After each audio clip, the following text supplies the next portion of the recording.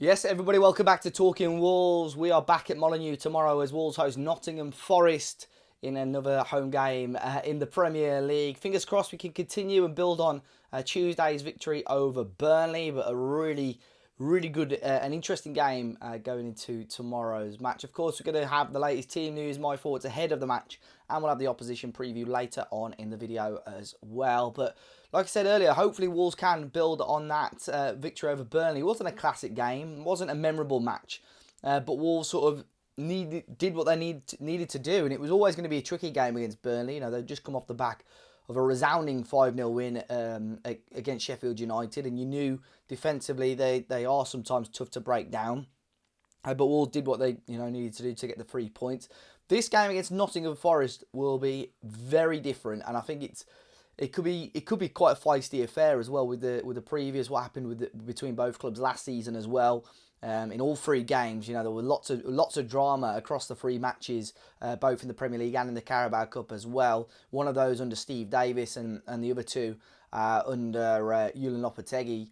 And going into this game, there's a lot more on the line for Nottingham Forest, which I think makes it a really interesting match. Look, the atmosphere was poor, quite flat on Tuesday, but I think this is going to be completely different. 3 p.m. Saturday kickoff. A little bit of beer in a lot of the blood of some of the South Bank, the Forest fans back across the lower of the Steve Bull stand. So I think it could be really feisty and could go to and fro, but it'll be interesting to see what happens in Nottingham Forest, how they line up, how they approach the game. You would have seen all across the news this week after their defeat on Wednesday. Of course, Wolves do have that extra day rest as well, but since their defeat on Wednesday, really heavy defeat against Fulham, a lot of pressure has been put on Steve Cooper, even Julian Lopetegui being touted as a potential replacement for the Nottingham Forest manager. But this could be his last game in charge of the club. He has to beat Wolves. It's a must-win game for Steve Cooper, which puts a little bit more pressure on this matchup. And a lot of Wolves fans probably are going into this game thinking, it's going to be typical Wolves, giving out points again. But Wolves, against a team who, gave us a lot of stick. We gave them a lot of stick last season as well. And we could seal the fate of their current manager in this game. You would put Wolves as favourites just due to how well we've played, especially at home, and how poor Nottingham Forest have been. I think it's 1 win in 11 for them. A disastrous start to the campaign for them, and a real chance for Wolves to show what they are capable of against a team that is going to be so fragile after losing 5-0 away at Fulham. Look, going into this game, lots of team news again. Gary O'Neill had his press conference earlier today. That's why the preview, sort of historically, especially this season, I've done them on a Thursday. The last couple of weeks, I've done it on a Friday. Today, it was quite crucial that I did it on a Friday because there was so much uncertainty in regards to the team. But in terms of team news, Joe Hodge obviously still out injured. I think Wolves are probably going to line up him up and move out on loan, I'd assume, in January. Pedro Neto's still out injured, so he won't be in the squad. Johnny, obviously, with that training ground incident, is not going to be in the squad either. It's been confirmed today by the sporting director, Matt Hobbs, that Johnny will be training away from the first team until the end of January. There is an opportunity that he may well be playing with the under-21s to obviously keep his match fitness up, but he will not be taking part in any first-team activities until the end of January, which would probably mean he's going to be moving on out of the club. Ryan Aït-Nouri is still a doubt. He has been back training, but still not 100%. So he's a doubt. I highly doubt he'll start tomorrow. He may well be in the squad, but I don't think he'll start. And Jose Sarr is back in contention. He is back fit. He has been training. So that's a big one for me. But the way that Gary O'Neill approaches that conversation and the way he spoke about it after the Burnley game makes it sound to me like he still does prefer Jose Sarr over Dan Bentley despite his clean sheet on Tuesday. So let's have a quick look at my starting lineup for this game anyway. As you can see on the screen, I have gone with Jose Sarr to start in goal again. I've just got a feeling that, like I said, some of the comments and the way that Gary O'Neill has approached the questions, I still think if Sarr is available, he will be picked ahead of Dan Bentley. Back five, Hugo Bueno, as long as he recovers from that dead leg that he received on Tuesday, should be a starter. Alongside him, we've still got Totti, Dawson and Kilman with Semedo at right wing back. Midfield two, I would keep as well as João Gomez and Mario Lemina. Both of those played a good part. João Gomez obviously will be disappointed with how he gave away the ball towards the end of that first half before our goal, actually. which led to a couple of good chances for Burnley. And a front three. Now, I've gone with, I think Cunha and Hwang obviously picks himself at the moment. The other position is obviously Bellegarde or Sarabia. I've gone with Sarabia only because I feel like Forest are going to approach this game quite negatively almost, and play counter-attacking, will allow Wolves to have a lot of the ball, and I think that will suit Pablo Sarabia a lot more than Jean-Ric Bellegarde. So I've gone with Pablo Sarabia for now. Like I said, just purely due to the fact I think how Forest will play, they're going to sit deep, they're going to rely on the counter-attack. So obviously for Wolves, Sarabia on the ball probably will have a little bit more of an impact. But really interesting. Obviously, do let me know your thoughts in the comment section down below in regards to the team lineup. But we did have the opposition preview. I spoke to George from the 1865 Forest podcast to get his thoughts on Forest so far and what his thoughts are going into tomorrow's game at Molineux. So then, guys, delighted to be alongside George from the 1865 Forest podcast to get the opposition preview ahead of this weekend's game. George, thank you very much for jumping on Talking Walls, mate. How are you keeping? Yes, I'm all good, mate. Yeah, good. You? Yeah, all good, thank you. All good. It's a really interesting situation, mate, at Forest at the moment. Of course, we had some really good battles with Forest, both home and away, and in the cup last season as well. And we all sort of finished off last season in similar sort of positions. Forest again continued their investment in the summer, which I'm sure we'll talk about. But I've had a slow start to life and a lot of pressure on Steve Cooper now as well, which we'll talk about. From your point of view, George, can you give us almost a quick summarisation of what's happened at Forest since August and how the season's kicked off for you guys? Yes, well, coming into the season, and especially like you said, finishing last season, I saw Forest and Wolves very similar, and many people, myself included, and you guys watching might not like this, but I thought you guys would go down with all the turmoil at the start of the season. But I mean, Gary Nils came in and he's really impressed me, and you guys have looked formidable and like a really solid, established mid-table side. And that's exactly what we thought we'd be seeing from Forest this season. And it was what we had from the start. We had a tough few first away games. Our first 4 away games were Arsenal, then Man United, then Chelsea, then Man City. And Yeah. we managed to win one of those. And I mean, this year we've won 2 away games. So they're always difficult. And it's always difficult then to try and build a pattern of play. Because last season, we were a counter-attacking side with a low block, and often we'd have about 18% possession and not be in game. So I think there was a glamour for Forest to try and change that this season, to try and have more of the ball. That was shown by some of the signings that they made in midfield, particularly trying to beef that up. And we've looked better at times, going throughout sort of October particularly. We were picking up, we were looking competitive, and we were going toe to toe with teams like Palace and West Ham, and that doesn't sound very ambitious, going toe to toe with teams like that. But we were looking all right, and then the wheels have just gone off, came off again in the last sort of month. We've lost 4 in a row, and yeah, there's been turmoil about Steve Cooper losing his job potentially. The 5-0 defeat of Wolves the other day, yesterday, it looked like it would be the final nail in the coffin. He lives to survive, and I mean, if we don't have a good performance at the weekend, it could quite possibly be his last game. But on the whole, I think Forest, I mean, if you'd have said 16th to me and would be sort of 6 points above the relegation zone, I'd have said that's about right for where Forest should be, because I'm not expecting us to be this team that's challenging for Europe overnight. But I think the performances and the desire has been missing over recent weeks. Yeah, definitely. I think the form's one of the biggest concerns, isn't it, as well Yeah. for Forest fans at the moment. I mean, correct me if I'm wrong. Is it 1 win in 11? Is it? Is that in all Yeah, comps something or is like that in the that. league? Yeah. Um, Yeah. so obviously that's going to be concerning. And although, like I said, I still think Forest are in. If you looked at the paper, at the league on paper, it's still in an okay position to sort of get things right. But when you're on that sort of downward spiral like that, it's sometimes very difficult. And for Steve Cooper as well, he never really, as a club manager, never really faced that. He's never really experienced a downward spiral like that. So sometimes it's very tough to get out of that. So I mean, what's sort of the over like I've seen in the press today and seen in the news that, like I said, there were rumours that he may have gone last night after the Fulham game. There's rumours now that he's got one last chance against Wolves. What's your thoughts on the situation, George? And what are you sort of getting the overall feeling? I mean, you've just recorded your podcast post Fulham. What's the sort of feeling you're getting from other Forest fans that you talk to? Well, Stephen and I, who we did the episode, we're firmly in the camp of Steve Cooper to stay at this club, because all this. I mean, there's an element of loyalty to it, and I suppose from the outside looking in, you'd say you got to take emotion out of it and do the right decision. But Yeah. Forest at this stage, without Steve Cooper, could quite possibly be in League One. I mean, that's a Mm. realistic possibility of when he came in, and both seasons that he's been here, he's exceeded expectation wildly.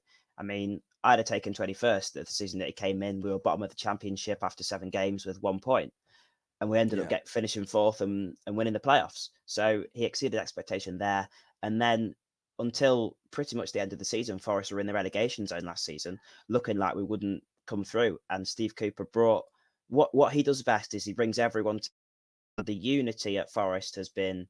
I mean, you saw it in the Fulham game. I mean, the performance was disjointed. It was shocking and unacceptable. But the unity between the fans and Cooper was there, even if they were disappointed and appalled by the players' performance. We've got that unity and loyalty towards Steve Cooper that's got to stay, I believe. And I think he's got. I mean, there's not that many candidates out there that appeal to me to replace him as well. So that's got to come into it when you consider sacking him. Who's better? And there isn't that name out there that you draw attention to straight away. And if we get Paul Heckingbottom, then yeah, I don't know what's next, but hopefully that doesn't happen. So I'm firmly in the camp of Steve Cooper to stay. In terms of Forest fans, I think the fans showed against Fulham that the fans that go to the games are all for Steve Cooper to stay. That was almost a sort of goodbye, the chanting that against Fulham, where we stung Steve Cooper's name for 20 minutes when we were 3-4 nil down, because many of us thought that would be the last time we'd see him. Now it's looking like, and I would not be surprised with Marinakis if when this goes out, he's been sacked and I'm going to Yeah. look a fool. But it's looking like at the minute he'll have the Wolves game. He's done the press conference today to preview it. Um, and hopefully he stays for that.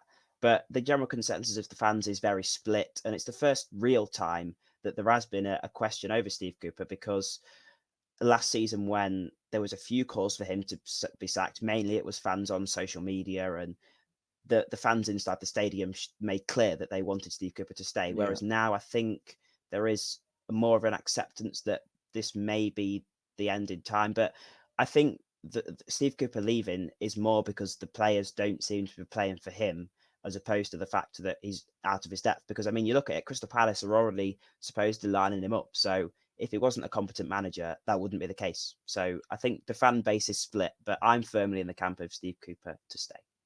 Yeah, I think even Wolves were linked with him at one point last season. I think it's when Bruno Lage had gone, and sort of everyone was like, Yeah. "What's going on there?" But I think sometimes. I mean, Marinakis is probably a chairman that sort of divides opinion, but he obviously wants to invest in the football club, and you can see that with the amount of money that he spent so far. And Steve Cooper's not a bad football manager. He showed that he's a good coach, and he can get sides playing football. But um, I would be interested. One of the managers or head coaches that I've seen there linked, George, is our ex-manager Lopetegui as well. I mean, do you think that would be realistic if Steve Cooper were to go this weekend? Do you think Lopetegui would be a realistic appointment, or would you take him if Cooper was to leave the club? I think possibly it's undoubtedly a realistic choice. I believe he's still living in England, Yeah, he's still in Wolverhampton. Yeah, and he left. And I think at Forest he'd probably have a bit more spending power than he would maybe have had at Wolves, because yeah, Forest, openly this season have spent quite a decent amount of money, and that's probably another reason why the expectations of the fans aren't being lived up to, because of the players that we've signed. So I think it would be something that probably I could see happening, but whether it's something I want, I wouldn't agree, because I think everything about Forest is, like I've said, the unity, and you saw the disunity that was at your club. I mean, from the outside looking in, you'll know more than me, but yeah. it didn't look very united from the sort of back end of his term, and it looks like it could be quite toxic. Stephen was saying in our podcast that he left the Spain job just before the World Cup to go manage Real Madrid, and is that the type of manager that you want leading your club? So I'm not too sure. I don't think, from watching Wolves last season, the football is very different from what Steve Cooper plays. So in terms of if I'd take him as a replacement, I mean, he's a very similar manager, but I would rather Steve stay. Yeah, no, I think he's a good coach, but I think you're right in terms of the loyalty aspect. You're probably not going to get that sort of Yeah. loyalty from Lopetegui. But yeah, it will be interesting to see. In terms of what's gone wrong though, George, what do you think it is? I mean, you mentioned that a lot of the players almost maybe not playing for Steve Cooper. Has he tried to change the style since last season? What has gone wrong? Is it personnel? Have been players been out injured? What do you think has gone wrong for Forest this season? Is there anything that you can pinpoint as to the reason why they're struggling so far? I don't think that you can pinpoint a specific thing. I think, and I'm not going to sit there and say Steve Cooper is the holy grail because he has been at fault at times. Mm, And I've said that. I think the Everton game, I think he got the selection wrong, and I think some of the substitutions were a bit naive and didn't do enough to change the game. You could argue the Luton game when we were 2-0 up. Many fans have said that drawing 2-2, that was his fault, although I'd sort of say that I don't think conceding 2 goals in the last 10 minutes, really. So Steve Cooper, has made some decisions that would be classed as strange.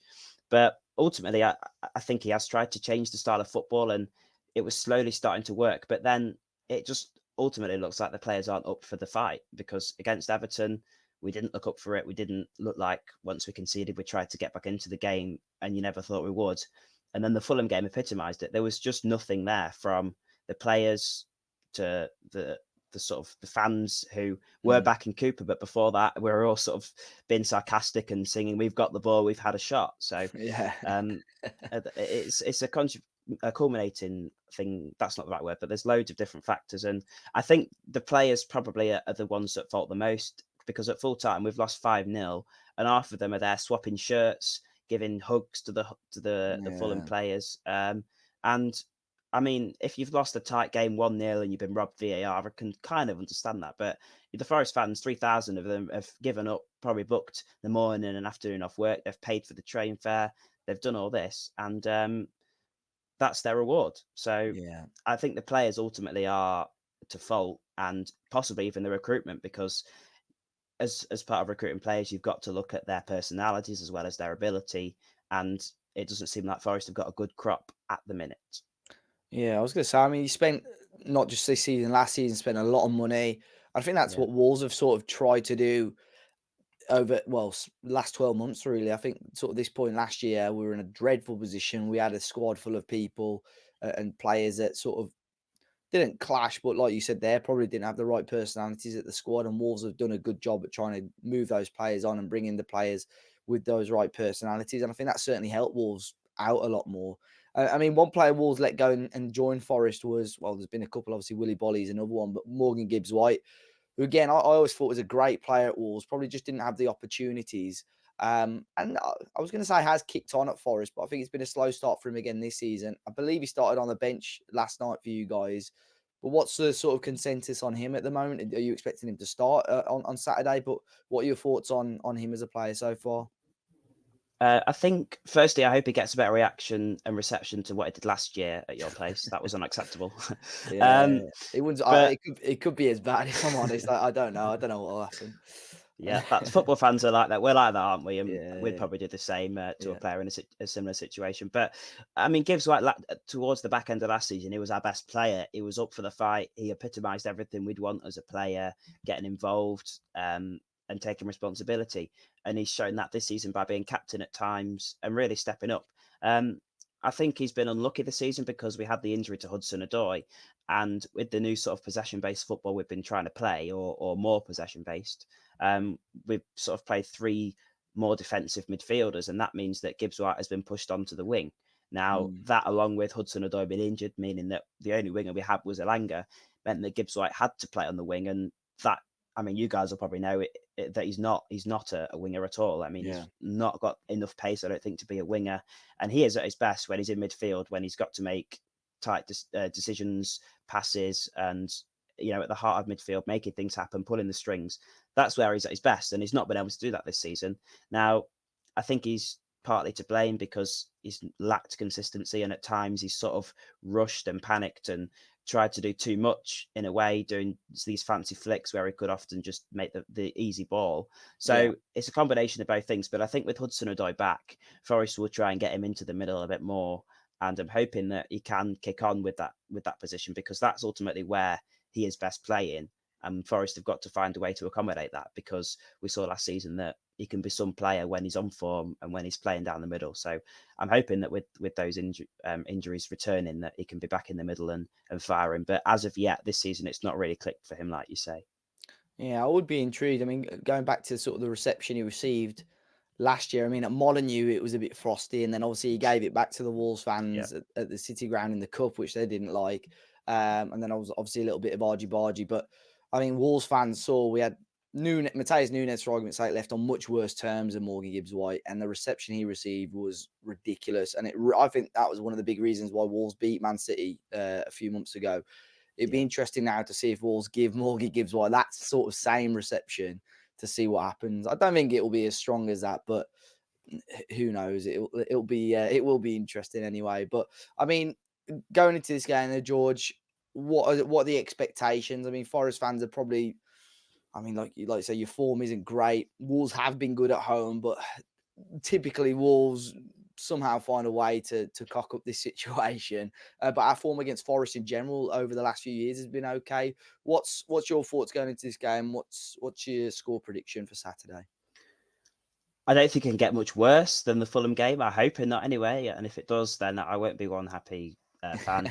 So it can only get better. But I was just going to say, I think we beat you a few years ago under Karanka at home, Yeah, away. that was Sorry, under Mina. at your Yeah, place. that was Yeah, the and season we I went up. think yeah, we I think we won 2-0. Dowell scored one. But apart from that, we've not had a sniff against you guys at all. And obviously, we beat you on penalties in the cup last season. That was a decent game. But in the league, Mm. both times, we probably deserved to beat you at home last season, I think. And you guys scored a late goal, and at Mm. your place, that was on the time where we were just losing last season, and you beat us 1-0 at a canter, really. So Yeah. I think it can't get much worse. And if it does get much worse, then it's an outrage. And if it is worse than the Fulham game, then Cooper will have to go. But I'm really hoping that the players fight for him, they fight for the club, and they react, because this is a chance after losing 5-0. And the way that it happened, it's a chance to show the fans that you are in the fight and you are in it for them. Because if they come out and show the same attitude they did against Fulham, you guys are so good at home. I mean, you've got a draw. You drew to Newcastle, Villa, beat City, and if we turn up how we did against Fulham, it could quite easily be 5 or 6-0 again. So I'm hoping that there will be a reaction. I think Cooper will choose players that will fight for him. You know, the homegrown players like Ryan Yates and Yeah. players like Gibbs White, like I've mentioned, who we know that will give everything for the shirt. So I think those players will be fielded, and I'm hoping for an improvement. But if I'm honest, Forest has sapped all the hope out of me. I'm hoping that we can get something from the game. I'm going to say 1-1 as a sort of maybe optimistic prediction, and I'm sure you'll probably predict a sweeping win for Wolves, and I wouldn't blame you, to be honest. Do you think that Steve Cooper, I mean, by the fact that you've just conceded five without without scoring a goal, do you think he might go quite defensive minded for this game? Do you think he might just want to make sure that defensively you're a lot stronger this game and almost try and play on the counter attack again? Yeah, it is a possibility, because last year that's what we did when we went through the stages of losing 4-0 away at Leicester and 6-0 away at City. We went to Brighton away, and we had a back four. We camped on the edge of the box. We made it difficult for them, and we became a team that people wouldn't want to play against. Yeah. And I think Forest have tried to fix too many problems at once, and it's quite clear that the defence is lacking and the goal scoring isn't coming. So I don't think they can address both issues, and the easiest one to do is the defence, probably. So I wouldn't be surprised if Forest set up in a more defensive way. I think it'd be expected. And Forest have always been a counter-attacking team. When we came up with Cooper, we were a counter-attacking team. When we had some success in the Championship under Aitor Karanka and Sabri Lamouchi, we were a counter-attacking team. So I think sitting behind the ball, hitting you guys on the break could be an option, and that is where we look the most threatening. So it could be a welcome change. Yeah, I mean, Wolves haven't really coped too well when they have a lot of the ball, especially against the lower block. So it certainly could be an interesting afternoon on Saturday. George, thank you very much for jumping on Talking Walls. Anyway, where can people find you and your podcast if they wish? So we are the 1865 Nottingham Forest podcast on wherever you get your podcast from. And if you want to follow me, which I'd be surprised, I'm George Edwards 05 on Twitter, but only one E. And you'll be able to find, I do match reports as well for a Forest website. So if you fancy getting a match report from the Wolves game from a Forest angle, make sure you give that a follow as well. Cheers, George. I'll make sure I leave a link to those in the description down below. And apart from Saturday, mate, all the best for the rest of the season. I'll catch you soon. Yeah, sweet, mate. Thank you very much. Cheers. So big thanks to George. I'll make sure I leave his links and the link to the 1865 Forest podcast in the description down below. Big thanks to them for jumping on the show. And of course, going to be an interesting game. Two Wolves players in that Forest squad, in ex-Wolves players, you say, and Morgan Gibbs-White will be really interesting to see the reception that he gets. Of course, I don't think we've played at Molineux since the whole Carabao Cup incident. So we'll see what happens. If look, I don't sort of encourage it, but if it is that Mateus Nunes treatment, that made life so difficult for Manchester City. So maybe we'll see it again tomorrow. Who knows? But yeah, do let me know your thoughts in the comment section down below, guys. Be sure to hit that like button, subscribe to the channel if you're new, and I'll catch you all very, very soon.